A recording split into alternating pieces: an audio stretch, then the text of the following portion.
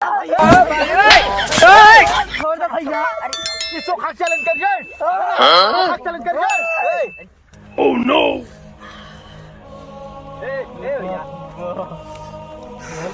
लड़ाई के लिए एक भूत जल्दी भागा माई, लड़का दोस्त नहीं बा लेकिन एक ऊपर शैतान बा माई। जय माधव। उठा लेके उठा बैठा। मार तोरे भूते गाड़ फाड़। आयो रे मां। आ कर ही हो ओड़ रहा कहाँ जा चढ़ हो पतर को ही हो आओ बड़ा जहुआ पड़िया बा यार, जहाँ ने कहते हैं जाली कुल। आ ओड़ अरे चराओ चराओ दिमागवा फेल हो जाता, कहली बुढ़ऊ जाग भैंस चरावा, हमके चरवाही बुढ़ौले बन। का हो अमिता, का हाल बा? अरे मैं दे आवा है ने आवा ओन्ना लम्बे लम्बे बैठल बड़ा आवा यार। कजलवा रे तोरा प्यार में भनी पगलवा, कजलवा रे तोरा प्यार में भनी पगलवा, आ तनिको नाही ले लेते एक पल हमरे खबरवा, कजलवा रे तोरा प्यार में भनी पगलवा। तेरे महतारी के प्रणाम करो। अरे बाप रे बाप, का निकल गल मुँह से रे दादा। कहाँ गली रे भैंसिया हमार? बाप रे बाप।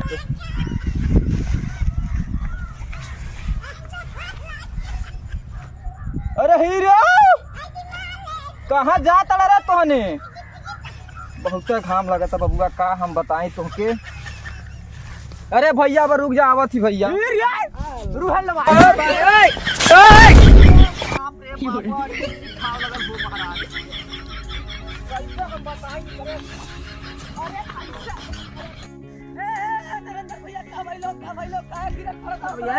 अरे भैया हमारे गाड़ी अड्डवा लगा था, टूट गया भैया। मूती रोआ भैया, मूती रोआ। अरे देखी कहाँ घुआ लगल बा। अब तोहर गणिया के दर तोहर गणिया जान। अच्छा भैया घरे जाइया तो हल्दी प्याज पिसवा लिया आ वही में 2-4 बूंद मेघा के मूत मिलवा लिया। ये मर्दी भैया कौन दवाई है तो हमारे कहूँ गड़िया न फूलिया नहीं फूली भैया। पहले जमाना में मनइए न कुआं के मेघवा के मुखवा पियत रहना लोगन, तो लोगन के हड्डी मजबूत रहला। कहूँ कहूँ फूल ले जा भैया। अरे भैया ना फूली वो सही हो जाए हड्डिया, हड्डिया पे लगल बा ना। अरे भैया हमके कहीं मजाक करत हो का भैया? हमारे संगलिया तू नहीं भैया मजा भैया कोनो बात नहीं बा। हम 5 के बिया एक के मनाई करा सके हो भैया। अरे उगा सन्नी सोनाटा जानल मानल गायकार। अच्छा हो जोन गावे न का? हां उहे बनिया में राजा सधुआ गई। हां उहे भैया उहे भैया प्रोग्राम करे जाना तो उनकर नजर में बड़ी लइकनी हुई है। चलो बिया हो जाई, चलो चले के चला भैया। लगा तो दोनों जाने रड़ुआ नहीं रहे के नहीं चला भैया। सन्नी सोनाटा भैया रही है तो कहाँ पे रही तो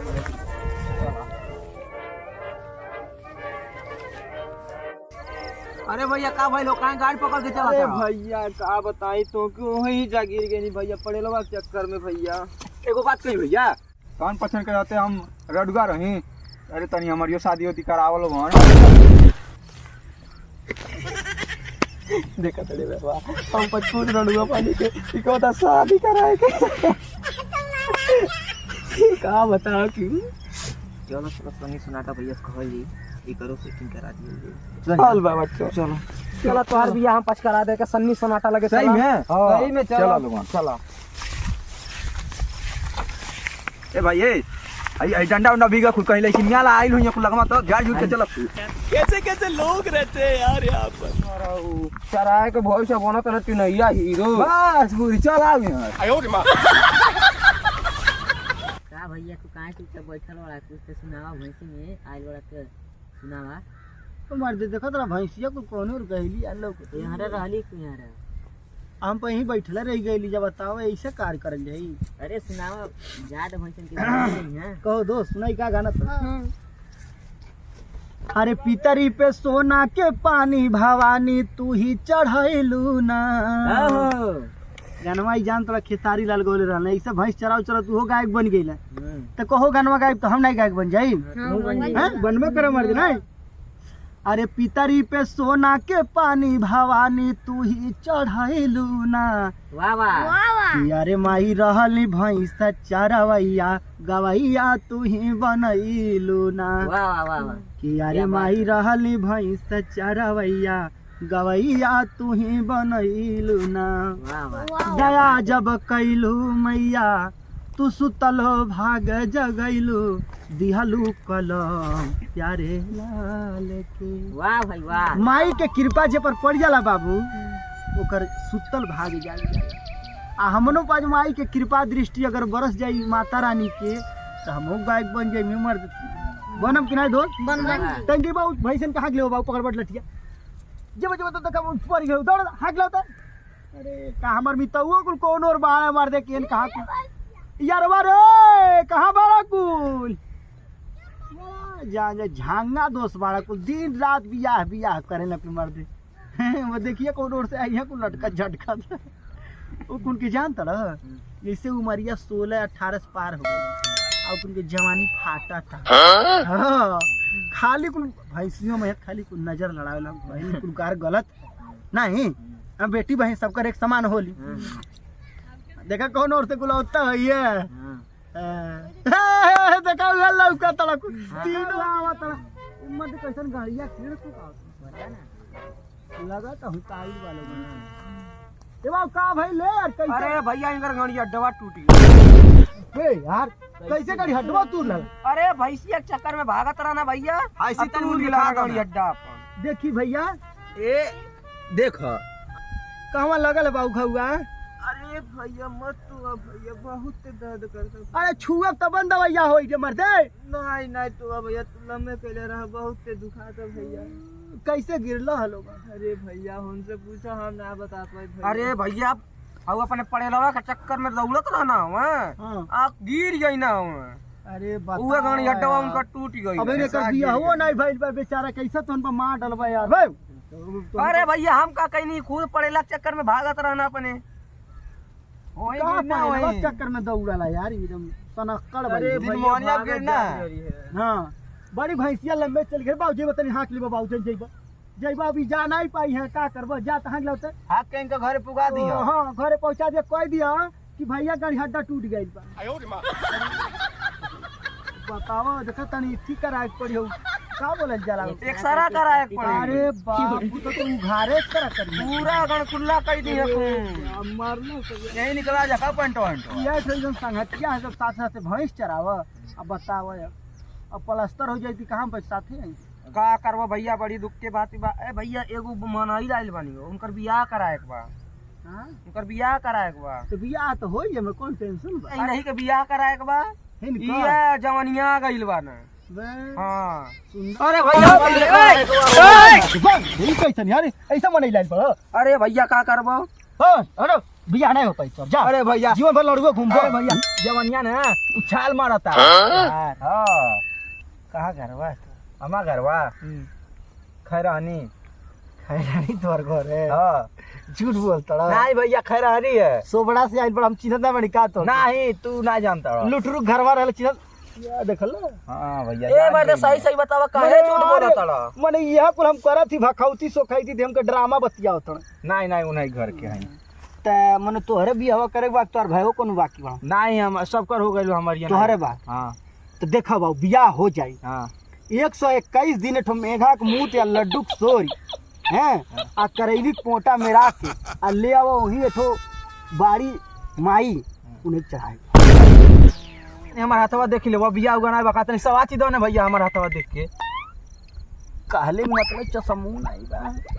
फरियाद नहीं बा लेकिन देखा बा हां ओहो इस पर बियाह नहीं होता का भइल बा भैया तोहरे ऊपर टोना करा धले बड़ा टोना हाँ तोहरे ऊपर 321 तो भूत पिचास बाड़ा चुड़ैल चमरिया हैजा फलेरिया अरे भैया आ ओकरे बाद है बोरे में आओ घर सब बना हाँ कड़री माई भड़री माई अरे मर्दे का हम तो बताई इतना तोहरे ऊपर शख्स बाने वह कुछ और मतिया मारते ना बस तोहर बियाह कट जाता। अरे भैया ई कैसे निक होई देखा बा एक उनके भागाई पड़ी सोखाइती करे पड़ी जम के कोई देता भैया अब देख कई मारते तो वही ना हो पाई अरे का करे पड़ी हैं ओ करे खातिर मर्दे लौंग लायक पड़ी तुमने समाज छब लावत नहीं भैया ले आओ धैले बड़ा धैले तर बानी लेकिन मांग ले कुछ मांग के लाओ वाह भैया नहीं भैया हमार लगे ना बा हो नहीं भैया हम कहाँ ले घूमे बाहो हम कहाँ यहाँ जंगले में दिखाई दे हमसे मांग लो कान ले जाता ना पल्ली में लो मांग के ला लवंग बाबू भैया हाँ लवंग तनी देख के देखैया सुनैया ठीक बा नहीं तो भूत देवता हम उठा उठा पटकी है कुल नहीं भैया देख के सुझा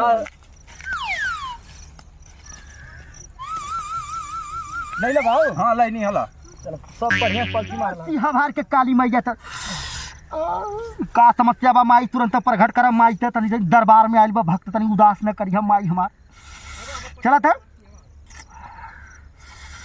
जबट का पर ए माई तन देखा था का परेशानी बा पिलवा मतिया मार ले बा हां पिलवा मतिया मार ले बा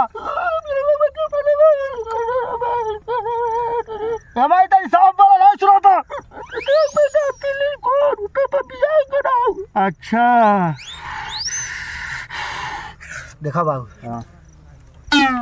जौन पिलुआ मरल बा उ जमाने मर गई अब उ जवनाइल बा बियाह करे कहता उ कहता अगर हमार बियाह नहीं होई तो हम तोहरियो बियाह नहीं कर दे ओही तोहर बियाह कर जाता इतना अगर कह देबो तो तोहार बियाह हो जाई बाबू तो बियाह कैसे कला पिलुआ धस गइल बात अरे मर्दे पागल हवो पिलुआ धस गइल बा हाँ पीला एठो पिल्ली ले जाके जहाँ धांसल बा वहीं को खूब बढ़िया सोढ़ा पहिरा के ठीक कर देबा तो दुल्हन बना ले अपन संगतिया बना ले हाँ तब तोहर तुरंत बियाह हो जाई ठीक बा हाँ ये उपाय बा एकर तो ई समस्या टल गई ठीक बा ते अब तवार के दिन 21:61 पे 21 बजे लगा है मरते बजला नहीं मरते ट्रेन में नहीं देखला बजला कुल हम नाइट ट्रेन में बैठल बानी जा मार नहीं तो 21:61 पे जाके आओ करे बाद सावा घर धारी आओ सब जिन्ना भी टुटका पुटका होला वो ले जा पिलुआ चढ़ा दी ठीक हाँ शांत पिलुआ के पिलनिया के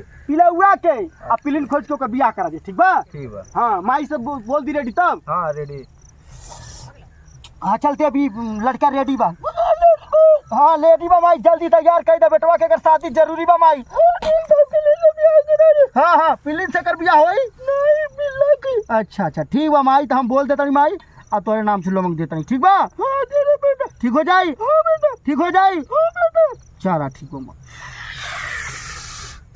हला एक ले जा तुरंत के तुरंत मुहर मुंह का हाँ बाबू भाई हड़िया हड़िया हाँ कौन हवे हड़िया बढ़िया हड़िया रे हड़िया कहाँ से अइले पोखरानी जिला से का हाँ तोर परेशानी बा हमारियो बिया चाहिए तोरियो बियाह चाहिए हाँ तोरो बियाह करैबे हाँ सब कर बियाह करे हम बैठल बाड़ी हमारियो बिया कराने तो बात जाइम तो से ओही जना जन भोकाई सोखाल और तांत्रिक से बोलता रहते बात जाइम बिया कराने और सब आ जाओ बस तूर दब तो आ जाओ हमारियो बिया करा चल जा भीतर काली महाकाली जान करता हूं तो हाथ का पता कर तो जा हो काली में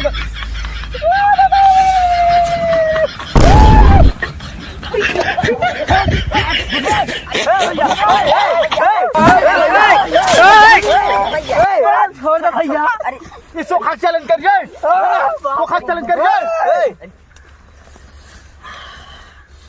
ए भैया लड़ाई के लिए तो एकर भूत जल्दी भागा माई लइका के दोष नहीं बा लेकिन एकर ऊपर शैतान बा माई जय महादेव उठाओ लेके उठाओ बैठा मार तोरे भूते गाड़ फाड़ दे बैठे बिग बिका बेटा कहाँ घरे बाबू कहाँ रहे ला सड़का मार दे नहीं तो कैसन तो उनको भूत पिचास ले ले घूमत रहे यार हाँ मार देना तो पता ना का भइल बा बाबा मौक देख लेता हाँ अच्छा चला ठीक बा टेंशन न लो सब ठीक हो जाई बाबू ने हाँ एक कार कर तू तनी शनिचर नहा के तनी शनिचर भगवान के जल चढ़ाओ ठीक बा बाबा ठीक बा बाकी तो जौन कार बा ओके हम पूरा कर ठीक कोनो दिक्कत नहीं चला बाबा कहा दिखाओ चश्मो नहीं लैली यार हम का बताई चश्मा लगा ला भैया अरे देखा मजाक न कर सोखा से न तो हम धोखा कर दे जान दी तोहरे जो रेखा बा एमन बियाह तो लिखल बा लेकिन बड़ा लेट कम से कम 40 साल के बाद तोहर बियाह अरे भैया ऐसे मत बोला भैया न जनवा निकले तो प्रति भैया अब ऐसे जवन कष्ट लिखल बा तो भोगे के पड़ी जे तोहरे ऊपर हमार मर्द 61 साल में बियाह भइल हम का करी हाँ बर्दाश्त करे पड़ी ना। वो तो भैया बर्दाश्त अब इतना टोटका करावल गई बा के सब छोड़ावे के पड़ी, मन बड़ी समय लगी बा। आई इतना जल्दी छोड़े वाला नहीं बना कुल। एक मिली चिमटहिया है, एक मिली सरपतहिया है, हऊ एक मिली निबिया पर के बाई, तो कुल इतना जल्दी छोड़ दिए। कम से कम 121 ठोकुल बाने। अरे भैया कैसे निम्बन के सोखा। अरे बाप उपाय बाई है जान थोड़ा। 3 सीसी सॉफी, 2 ठो लैला, 2 ठो रहर, इकुल आ 3 ठो लांटी लबली। बंटी बबली होला। अच्छा रे उहे मार दे लांटी बांटी बबली। इतना व्यवस्था कर देबो तो सजवा देख ले, जब हल्का फुल्का हम समाच लेते हैं, ठीक बा। अरे मर्द वो कुल बात छोड़ा। कैसा है अब इंग्लिश दाऊ तोरे कथी ना नाम। हाँ। लेकिन हमार भैया के जो सोखा साहब हमार कैसे होती ठीक कर देना सोखा साहब। हम बियाह तो करा दे बियाह, तू काहे टेंशन लेता मत रो हां मत रो। हां वो है मत रो, तू भाई बा प्रधान के मौसा हां। चल ठीक बात बा, टेंशन देखो दे सुखवा। अरे बाप भाई सुखवा, अरे सुखवा हमारे साथ ये कहिया होई रे सुखवा। इतना गर्मी बोला तब हमारे साथ ये ना करे बे कुल के सारा मिलन के कराओ तड़े, काहे कुल के बियाह कराओ तड़े सब आइबा भैया करे बे सदिया। देखा गर्मी आइबो न तब बेजाया हो अब्बा बुलाई देबी कब बे। देख हम रड़ुए बानी, हमरो कौन जुगाड़ लगा, हमरो शादी होखे। हम यहाँ दान पेटी खुलल बा रड़ुअन के भाई, नहीं हम बियाह करब। अरे अरे सूखा भैया कैसे जुगाड़ लगा बैठ। गर्मी से बात करबा तो यहाँ नहीं भोकई सो खाला तांत्रिक ना खाली नहीं बने। देख लो हथवा भैया, देख लेते देखला हो के ना गर्मी आता ना। अरे तनी प्यार से मने बोले भाई कहले कोनो बात नहीं। सोखा भैया देखत हमहू दौड़त दौड़त अइली ही मर्दी तोहरे। चला चला ठीक बा। देखा देखा बाबू, हां तुहरे भाग में तो बियाह से पहले गौना लिखल बा यार। बड़ी बड़ी बेलाओ चीज लिखल बा यार। अरे मर्दे सोखा सदियो भइल है हमार गौना हो जाई। कोनो लड़की के चक्कर में बाड़ा का तू सही सही बोली है। यहाँ अगर दरबार में झूठ बोलना तो तुरंत पेशाब कर देबो। अरे मर्दे सोखा तो हम 3 साल पहले पटौले रहनी लड़की, अब छोड़ छाड़ डाले बानी। वही तो दंड मिला था, वही दंड मिला तू था। लड़की पटावल छोड़ दे, तू बियाह बिहान के बिहान तो कहिया से छोड़ दी। अब जब छोड़ब तब होई। तो चलो हम आज से छोड़ देनी। अब बताओ देखो इसमें लिखल बा कि ये बच्चा जो है 3 साल से किसी लड़की को छेड़ रहा, अभी तक भी छेड़ रहा। तू छोड़ले ना, झूठ बोलता ना। अरे मैंने छोड़ डाले बानी ना, तू झूठ बोलता झूठ ना, तो हम आज से छोड़ देते। हाँ तो छोड़ दा और ओकरे बाहु लौंग बदो तनी उठा को बाबू। हाँ चला जुगाड़ लगाओ जवाब से लगा देती बाबू। आ तू फटाक दे हाँ। तनी मंगर के लौंग अपने हाथ मुड़ी में ऊंच के दा, मुड़ी में ला। चलो चल दे बीमाई तक। नाम का बाबू हमार हाँ लोटन बाबू। तो नाम यार तक कहाँ से चल जाओ तुम्हारा जुगाड़ से मरा के। माई देखिए दरबार में आई बा लड़ लो। कौन नाम बताओ तो लोटन बाबू। लोटन बाबू लधोटा लाटू लोटन बाबू। दरबार में ठो लड़का आई बा लड़बो। कौन नाम है रे बाबू? लोटन। कौन नाम बताओ था? लल्लोटन बाबू। अच्छा चल देवी दरबार में ठुलाई का लोटन बाबू। तो माई तन देख कर समस्या कब माई तनी 3 साल से लड़की के चक्कर में पड़ल बाब, छोड़ दी माई तनी कोनो उपाय के बियाह करा दे। माई भरल जवाली में रड़ुआ होकर कहाँ बन माई? अरे माई तनी हरियात बोला सुनात ना माई बो हिरबानी नहीं माई जल्दी बोल, लेट होता था। का भाई मैं गंभीर समस्या बा। चार लड़की पटौले बा, झूठ बोल रहा काम से। अबे तो भाई बारी क्या हुआ मराई। हां जा हुआ बा। लड़की पटावला दादा माई कुछ सुनाई पूजला भाई वो मारला। हां बहुत उजट बा का घर में। अबे ना बहुत उजट बा, को कहदा नहीं करिए का महीना नहीं बना। अरे बा बड़ी फुहर बारे तब तई। अच्छा माई कोनो उपाय कर। एक बोल दे रोज नहा के पूजा पाठ कर। अच्छा ठीक बा माई, हम बोल देते तुरंत नहा के पूजा पाठ कर। तो बेटा जल्दी बोल दे, बड़ी फुहर बा भग भग सालो। अच्छा माई हम बोल देते बहुत फुहर बा नहा ले। माई उपाय कर कौन? ठीक बा बोली। मंगर सोमवार भी अथाया दबार ना आई हाउ करे बा हमारे दरबार में आई तो पिया कर आई। अच्छा माई ठीक बा, हम बोल देती माई ठीक बा। माई ठीक हो जाए ना? हाँ ठीक हो जाए। ठीक हो जाए माई? हाँ ठीक हो जाए। ठीक हो जाए। हाँ ठीक बा। अच्छा दे दी माई तब। हाँ दे दे बेटा, तेरे बेटा। जय हो माई। हले पार जल्दी से और जाके खा के तुरंत जो जो फटाफट एक बतिया सोखा बता दो। लड़बाओ कि नहीं हवा अब पूरा मंत्र के कपड़ा दे जल्दी। तो हम पहले जान ले तब हम खाई। मान लो हम जाई के में नहा के आई, नारी में आई कि पोखरी में नहा के आई। अरे खा क्या तब न बताएगा तू खा के चल चल खा ले भाई। अब बाबा पोखरी किनारे लेवाने वही में नहाइया। देखा बाबू देवी कहतिया का कहतिया? कहतिया कि ते बहुत बाजे ले अपने दादा माई अपने भाई से। हां आ ओकरे बाद ते जल्दी जल्दी नहा ले नहीं। हाँ आ काम हम तो करे ले ते चार लड़की बताओ तू पटोले बड़े। अरे पटोले रहनी 2 साल पहले, अब छोड़ के अब सन्यास तो रोज तो के तोर मंगर सोमार भी फिर रोज तो के नहा के अब पूजा पाठ करेगा बियाह हो जाए ठीक बा के हाँ के में नहाई। अरे पाए पे हम नहा एक बार कहां तो कर नारी में नहीं बका। नारियम तो पनिया होला। हाँ तो नरियम नहा ली नारी नहा ले। का भइलो अरे बाबा हम बड़ी लंबे से आवत नहीं। का भइल बाबू हमर करेजवा और रिजवा धक्का धक्का करता। काहे बैठ का समस्या बा बाबू? बड़ा सुंदर बाड़ा तू कहाँ घर है? नेपाल में हवा। नेपाल से आवत रहो? हाँ। का परेशानी बा बच्चा? बाबा हमार कौनो परेशानी नहीं बा, हाँ बस इन्ने कह दी कि हमार बियाह हुआ ना होखे। मार तो सब बिया है खर्च नहीं बा तू को बिया है ना होखे। नहीं तो हमार पर्सनल बा एगो प्राइवेट बा, अच्छा सरकारी नहीं चाहिए हमके। चला चला बाबू और कोनो दिक्कत परेशानी? और कोनो दिक्कत पसंद नहीं, बस प्राइवेट रहे फोन आयल करे रोज बड़ी सियाले। वे हाँ शनि के नक्षत्र बा ओकर ऊपर देवी हमार जब तू वहाँ चलत तब कहतिया हाँ कि ओकरे ऊपर शनि के नक्षत्र बाटे। अच्छा रातिम तो फोन करत थे लेकिन दिन नहीं फोन करते ने सही बात है ना। हाँ तू रातिम तो से बतियाओ थे खूब गुटर गुटर हाँ। लेकिन दिन में फोन नहीं करी। हाँ देखा बा ओकर एक उपाय बा ओकर गुस्सा कम कैसे होई। हाँ ओके कह दो सवेरे तनी भेली और चाना भेजे खाइल करे हाँ। तो हम खाइल करे ठीक। प्यार तनी गहरा होई आ भेली जैसे मीठ होई। हाँ। अब मार्चा कह दे कम खाई तिताई नहीं बनी ठीक। ठीक। शनिचर के नहा के वो जल चढ़ाई तो हूँ चढ़ावा। अब शनिचर के मंदिर में तनी दोनों जने आके तनी देवी माई के सियावर माई के पूजा पाठ। हेलो गाइस, हमारा वीडियो प्रणाम। आप लोग को पैर छू के प्रणाम कर रहे हैं। हमारे चैनल का नाम सनी सोनाटा है, लाइक करें, तो आप लोग सब्सक्राइब जल्दी से करें जाइए सनी और सोनाटा ज्यादा से ज्यादा सब्सक्राइब शेयर मारिए। करें। थैंक यू, धन्यवाद। और देखिए दोस्तों आज हम लोग का वीडियो बहुत ही प्यारा वीडियो बना है, सोखा की सोखाई थी, तो आप लोग के बीच में बहुत जल्दी आने वाला है। और अभी एक वीडियो अपलोड होने जा रहा है खूंखार डाकू। हाँ जंगल का खूंखार डाकू अभी तुरंत अपलोड होगा, तो आप लोग देखिए और अपना प्यार आप लोग आशीर्वाद जाइए दीजिए लिंक पर और टैप सनी कीजिए सोनाटा और चैनल को सर्च देखिए। मारिए सनी सोनाटा। आप सभी और का लाइक, बहुत बहुत सब्सक्राइब धन्यवाद। कीजिए। बस आपके प्यार और आशीर्वाद की जरूरत है। जय श्री राम, जय माता दी। जय माता दी।